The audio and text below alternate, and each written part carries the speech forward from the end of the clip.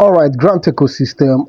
There's a new plans on board regarding disbursements, and they are saying the reason why they decided to draft out this new plan is because they don't want subscriber to misuse the phone. So they are doing their cross-checking to make sure that everything that was submitted, the documents and all, is properly aligned with the purpose of disbursement. So they are advising us as a grant subscriber that once you receive your money, you should go into the same project that you are stated in your document that you are going to use the money for. If not, something an action is going to take against you. So I hope you are paying attention for those of you who submitted a particular project that you want to use the money for. It is very important, and I would like you to pay attention to the full message and don't forget to like and subscribe. Let us know in the comment section what you think. And before I go, I will beg and I will plead with the grant stakeholders that they should do the needful and let money be disbursed and let subscribers kickstart their businesses. All right, pay attention to the full message and don't forget to like and subscribe to the updates. Good morning, good afternoon, good evening, grand community, depending on when you are listening to this voice note. I want to say that I feel a heavy burden in my heart that I want to lay down. It's a heavy load. As a person, I'm not a voice note person. I can't remember when last I gave a voice note in any group.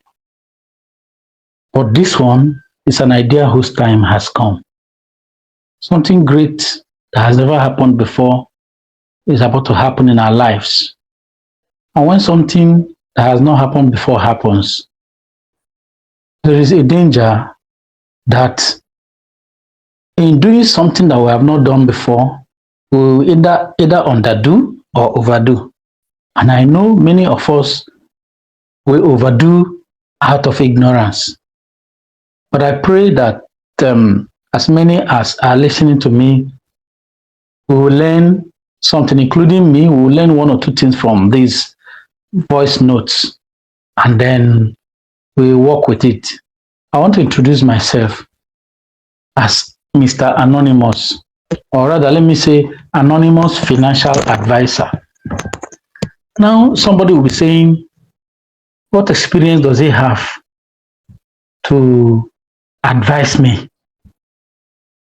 Well, I've just had a few years experience, 17 years experience in banks in Nigeria. But let me just break down my experience a little to just provide an understanding. After my youth service, I had 9 years experience in 4 commercial banks in Nigeria. And then I resigned. I started my own company. I wanted to go on my own. But in fact, okay, let me just say that I was practically in the trenches, in the streets. Then after 9 years, I joined another bank, where I work currently is not a commercial bank, but it's not a smaller bank, relatively small, but has branches all over the country. And right now, I've worked 6 years there, and by the special grace of God, I am the regional manager of one of the regions covering 3 states. So that's that about me. Not just my banking experience. In my 9 years that I worked on my own, I wrote 3 books. 2 of those books focus on personal financial planning, preparing for retirement, money lessons that are generally not taught in school. And in writing this book, I read voraciously. I read more than 30 books on personal finance to be able to come up with this. And by the grace of God, I have like 5 other books in this area that are yet to be published. And again, by the grace of God, the ones that I have published, they are doing very well, as in people who read it said from their hearts that the book has helped them. In fact, one banker said, how I wish I had read this book. I wouldn't have wasted my 9 years in banking. You know, other people like civil servants, public servants, even the police I've read this book, and all of them testify that the book has provided value, has given them some value. So it's not as if the books are just any book like that. So I bless God for all this.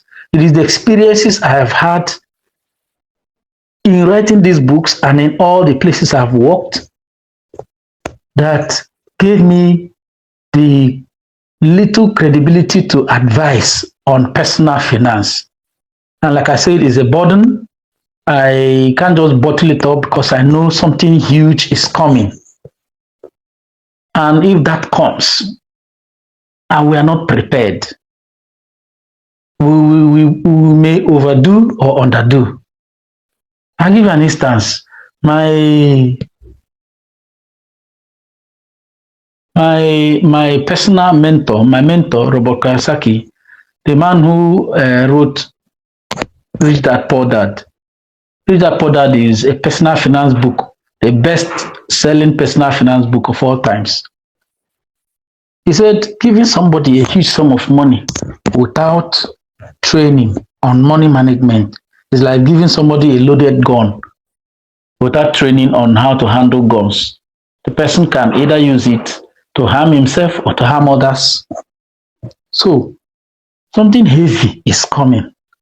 And I feel we need to have these little tips, to prepare ourselves for what is coming, to train our minds. So I want to say that this is like the first volume 1 of this, and I want to title it Life After Disbursement 1, so that anywhere you see this one, you know that there are series coming. If peradventure you see Life After Disbursement 3, know that 1 and 2 had come, and look for it and learn 1 or 2 things from it. Personally, I'm also a learner. I continue to learn from this, and I believe that on the course of this, before the heavy rain comes, I know this will trigger somebody to put up 1 or 2 pieces of advice too, and then all of us will learn. Why I feel this is very, very important is this. When this money comes, or even before the money comes, some people will remember their wicked uncle that dealt to them and collected their lands. Some people will see some issues that had been treated before, even though they were maltreated, or they were treated unjustly. They will remember that let's go and reopen this case and deal with them now that I've arrived. These are the little things that makes us to undo or even overdo. These are the tips we need to learn post-disbursement. Some people, I'm sorry to say this, some people, when this lands, some people might even put themselves in trouble by what they say with their mouth. The phone calls alone that they will make might even attract unwanted people, might even attract people who will come and rob them, or people who will come and kidnap them, including people around. For instance, somebody might get this and say, come on, maybe his brother or his cousin around. Come and help me count this 00000. You are bringing trouble. When these things come, some people, the first sound they will let out will even expose them. So we need to learn these things.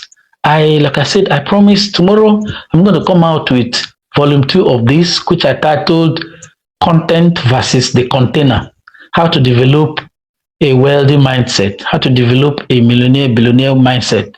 For instance, some people, when they see this amount hit the account, they might even faint. So you need to develop all these things. Next tomorrow, for instance, I'm going to look at developing a personal vision.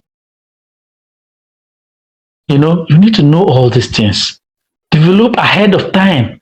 It might interest you to know that the personal projects I'm going to run when this heavy rain falls, the personal project, I had written it out a long time. Right now, I'm preparing everything for it. It is very clear in my mind. I'll not let it out now, but I've even done the documentation. of it. So there is need for you to prepare ahead of time, not when it comes. Nobody will even have your time. So it is better you prepare for it so that when it comes, this is what I will do. This is what I will do with this one. This is what I'm expecting. If you keep it to yourself, you start executing when it lands. For instance, personally, I already know the first three actions I'll take. Immediately the heavy rain falls. I know the first 3 or 4 or 5 actions. I know what I will accomplish the first 5 days, the first 1 week. You know, personally, I know I have made efforts to include some people around me, and I know that the first thing I will do immediately it lands is to call all of them, assemble all of them to where I am presently. We will have a 1 day, 1 full day training on how to manage this.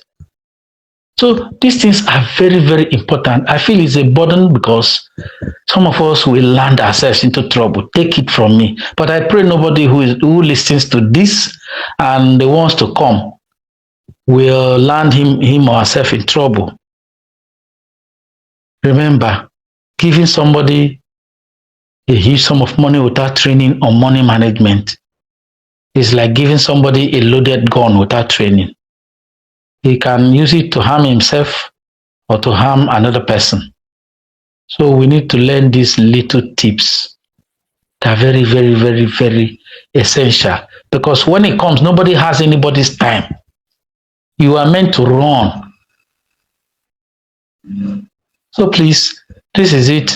Tomorrow, like I promised, I'm going to start with the content versus the container. I'm going to touch areas like having a personal vision for yourself, safety first, and all other ones, including the tax implications. We are all aware of the new tax reforms.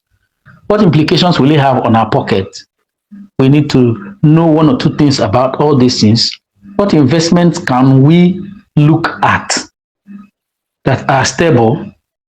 While I'm not going to suggest to you a particular one, I'm going to expose you to things that can make you, know where you can focus your interest in. So we're going to talk about all these things. And remember, like Kiyosaki said, again, making money is not the problem. These monies will come by the special grace of God. But the next challenge is how to protect this money. Tomorrow, I'm going to tell us a story about a group of people who conducted an experiment, gave some people some huge sums of money. And after 1 year, what happened? You find out that after 1 year, some people were already in trouble. Meanwhile, this money came to help them. So these are the little things we are going to learn. Then finally, please, so that this one will not be too long, I want to say that there's need for us to say things codedly, even as we are talking to ourselves. I want us to adopt this system. Instead of mentioning things by their names, let's talk of meter instead of saying millions. Let's say 10 meter, 50 meter.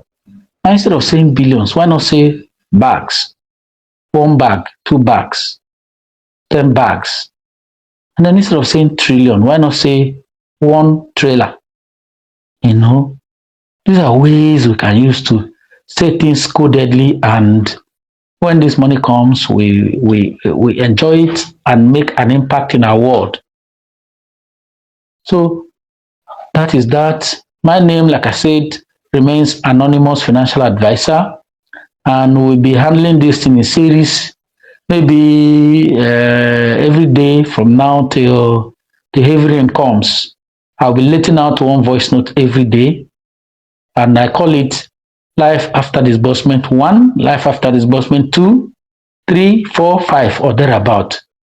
If I notice that probably the rain is coming, I might even do 2 at a time so I will be able to exhaust this. We'll have it and always refer to it.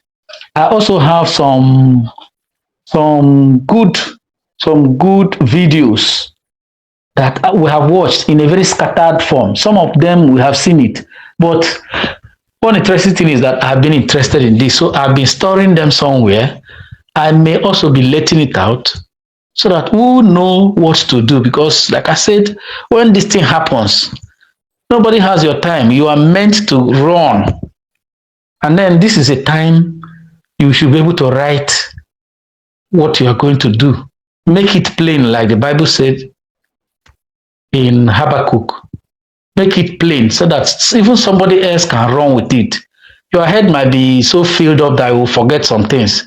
But now that your head is clear, why not spend some time and draft things the way they will be? Plan things ahead of time so that when the heavy rain falls, you just start executing what you have planned before. Thank you very much for listening, and await my next video tomorrow. Thank you, and God bless you.